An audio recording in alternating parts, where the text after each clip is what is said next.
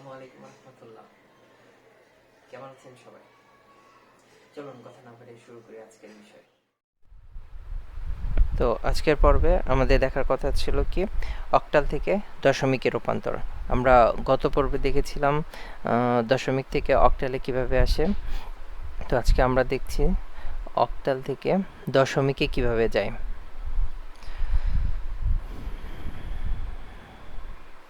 Octal থেকে দশমিক।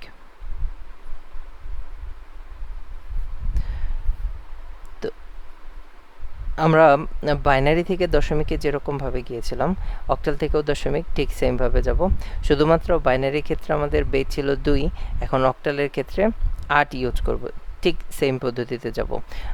ধরি যে আমাদেরকে একটা অক্টাল নাম্বার দেওয়া হলো, বলা হলো যে এটা একটা অক্টাল নাম্বার। তো এই অক্টাল নাম্বারটাকে বললো যে এটার ইকুইভ্যালেন্ট দশমিক ভ্যালু কত, এটার ইকুইভ্যালেন্ট দশমিক ভ্যালু কত যখন আমাকে জিজ্ঞেস করলো, তখন আমাদের কি লিখতে হবে? আমরা বাইনারি ক্ষেত্রে কি লিখতাম যে এই নাম্বারগুলোকে প্রথমে লিখতাম, তারপরে যেটার এই নাম্বারটাকে লিখে তারপর আমরা কি করতাম যে বেস দিয়ে গুণ করে যেতাম, প্লাস পরের নাম্বারটা লিখতাম, আবার বেস দিয়ে গুণ করতাম, তারপরে প্লাস দিয়ে আবার পরের নাম্বারটা লিখতাম, বেস দিয়ে গুণ করতাম। এরপরে আমরা এই পাশ থেকে যেহেতু আসি যে একক দশক শতক, ঠিক সেরকমভাবে এই পাশ থেকে আসবো যে এককের স্থানে 0, এটার পাওয়ার 0, দশকের স্থানের পাওয়ার 1, শতকের স্থানের পাওয়ার 2, এরকমভাবে লিখে যেতাম। তারপরে কি করতাম যে 1 ইন্টু 8 টু দ্য পাওয়ার 2, তাহলে 8 স্কোয়ার মানে কত, 8 স্কোয়ার মানে কত 64, প্লাস 2 ইন্টু কোনো কিছুর পাওয়ার 1 মানে কত ওইটাই, কোনো কিছুর পাওয়ার 0 মানে কত 1। এটা কিন্তু আমাদের মনে রাখতে হবে যে কোনো কিছু, যে কোনো কিছুর ভ্যালু যদি 1 হয় তাহলে ওর ভ্যালু হয় ওই সংখ্যাটাই, আর যে কোনো কিছুর ভ্যালু যদি পাওয়ার যদি 0 হয় তাহলে ওর ভ্যালু হয় 1। তাহলে 64 ইন্টু 1 64, তাহলে 8 ইন্টু 2 16, প্লাস 3 ইন্টু 1 যেহেতু 3 হবে, তাহলে কত হবে 83।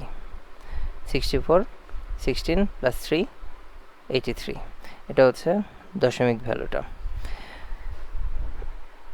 আশা করি এ পর্যন্ত ক্লিয়ার হয়েছে। আমরা যদি আরও একটা ভ্যালু দেখি, ধরে নিলাম আরেকটা ভ্যালু একটু বড় সংখ্যার দিকে যাই, এটা নেই 60540, আচ্ছা 405, এটার ইকুইভ্যালেন্ট দশমিক ভ্যালু কত এটা যদি আমাকে জিজ্ঞেস করে তাহলে কি করব? প্রথমেই আমরা এটাকে লিখব জাস্ট বেস দিয়ে গুণ করে করে, প্রত্যেকটা ভ্যালু লিখব বেস দিয়ে গুণ করব, প্লাস তারপর এটা লিখব বেস দিয়ে গুণ করব। তারপরে আমরা কি করব, এই পাশ থেকে বেজের স্থানাঙ্ক বসে আসব। তো প্রথমটা 0, তারপরে এটা 1, তারপরে এটা 2, এরকমভাবে লিখলাম।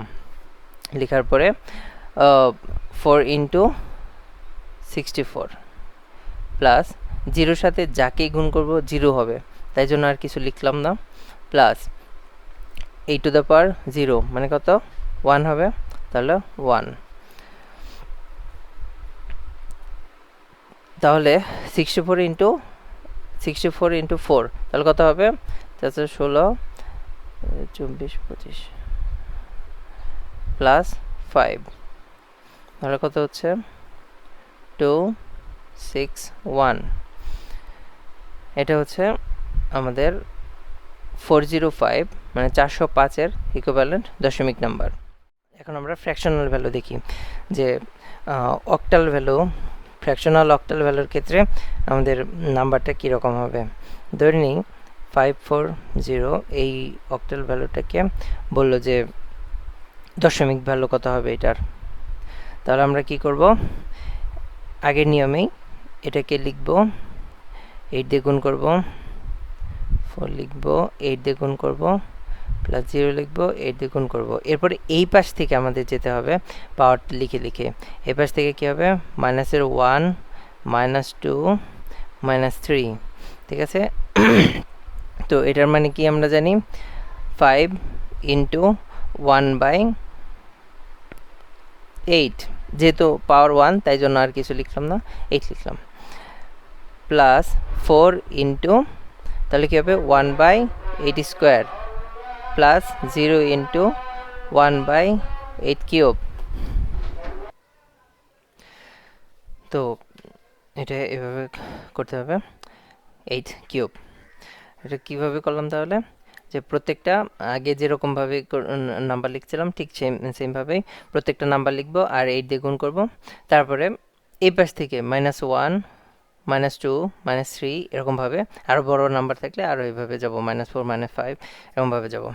তো আমরা কি জানি ইনভার্সের মানে কি, যত থাকবে ইনভার্সের মানে কি, যে ওই পাওয়ার দিয়ে ভাগ।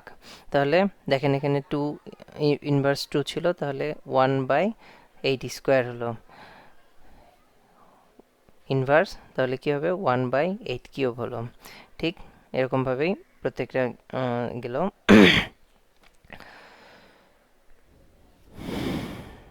তাহলে 5 ইন্টু 1 হবে, 5 ইন্টু 1 ডিভাইডেড বাই 8, যেহেতু ভাগ করা যায় না, প্লাস 4/8 স্কোয়ার মানে কত 64, আর এটা মানে তো 0, তাহলে ওটা আর লিখলাম না। তাহলে এখান থেকে এটা যদি কেটে দিই 1/16 এরকম হবে, মানে 16 থাকবে, কেটে দিলে 16, তাহলে 5/8 প্লাস 1/16 থাকে। এটাকে আপনি হচ্ছে জাস্ট ক্যালকুলেটারে এখান থেকে ক্যালকুলেটারে করে দিলে সরাসরি যে দশমিক ভ্যালুটা হবে সেটা লিখে দিতে হবে। তো আমি আপনাকে ম্যানুয়ালি জাস্ট হাতে করলে কীরকম হবে সেটা করে দেখাচ্ছি। আপনি ক্যালকুলেটারে করে দিবেন, এরকমভাবে হাতে করার বা এভাবে মুখে হিসাব করার কোনো দরকার নেই। তাহলে 11/16 হলো। আচ্ছা, এটাকে ক্যালকুলেটারে করে দশমিকের যে ভ্যালুটা হবে সেটাই হচ্ছে আমাদের ইকুইভ্যালেন্ট দশমিক নাম্বার বা ডেসিমাল ভ্যালু। আমি আরেকটা উদাহরণ দিয়ে করতেছি, তাহলে আরও বেশি ক্লিয়ার হবে।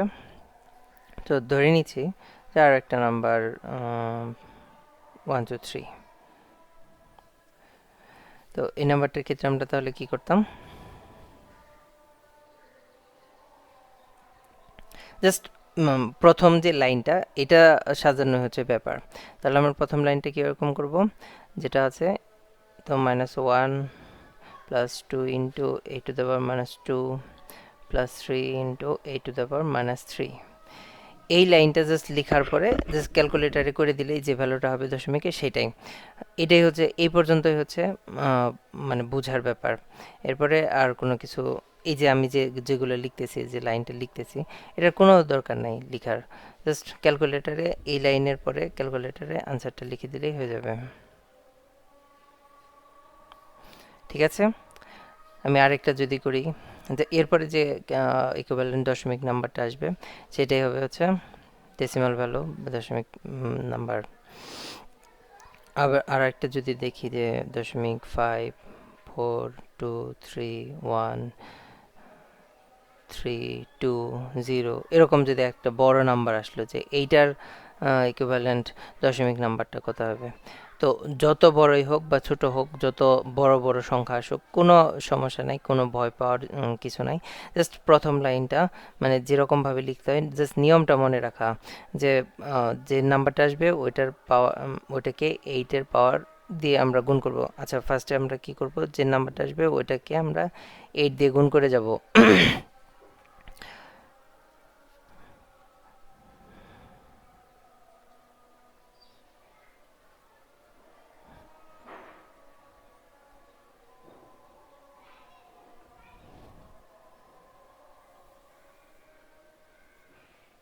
এরকম এরপরে কি এই পাশ থেকে আমি পাওয়ারগুলো দিয়ে যাব, যে -1 -2 -3 -4 -5 -6 -7 -8 এরকমভাবে যাব। তারপরের লাইনে কিন্তু আমরা আনসারটা লিখে দিতে পারবো, জাস্ট ক্যালকুলেটরে হিসাব করে লিখে দেব যে দশমিক ভ্যালুটা আসবে সেটা। খেয়াল করেন এখানে কিন্তু আমি দশমিক দিয়ে শুরু করি নাই, কেননা আমাদের এই ক্যালকুলেশন শেষে একটা দশমিক ভ্যালুই আসবে, সেই দশমিক ভ্যালুটাই হবে আমাদের ডেসিমাল নাম্বার। ওকে, আশা করি বুঝতে পারছেন। ধন্যবাদ সবাইকে।